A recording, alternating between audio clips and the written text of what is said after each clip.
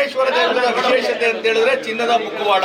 ಸುಮಾರು 11 kg ತೂಕ ಇರುವಂತಹ ಈ ಚಿನ್ನದ ಮುಖವಾಡವನ್ನ ಶಿವರಾತ್ರಿ ದಿನದಂದು ವರ್ಷಕ್ಕೆ ಒಮ್ಮೆ ಮಾತ್ರ ಧಾರಣೆ ಮಾಡಲಾಗುತ್ತದೆ.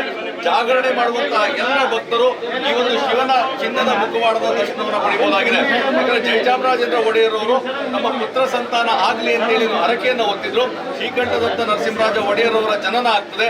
ಹೀಗಾಗಿ ಕಾಣಿಕೆ ರೂಪವಾಗಿ ಈ ಗಣೇಶ ವರ್ಷವೂ ಸಹ ಶಿವರಾತ್ರಿಯ ದಿನ ಲಕ್ಷಾಂತರ ಸಂಖ್ಯೆಯಲ್ಲಿ ಭಕ್ತರು ಆಗಮಿಸ್ತಾರೆ.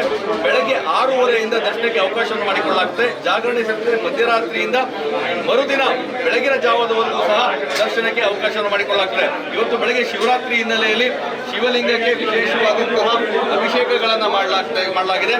ಜೊತೆಗೆ ಶಿವನಿಗೆ ವಿಶೇಷವಾದಂತಹ ಪೂಜಾ ಕೈಂಕರ್ಯಗಳನ್ನು ನೆರವೇರಿಸಲಾಗಿದೆ.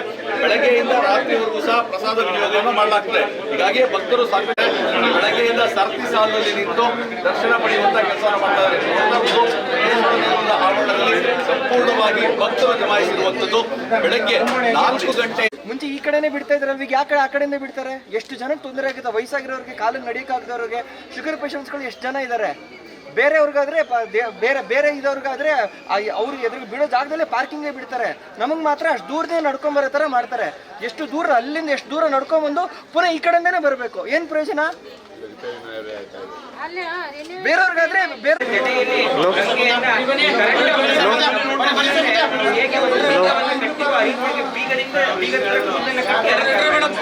ಚಂದ್ರ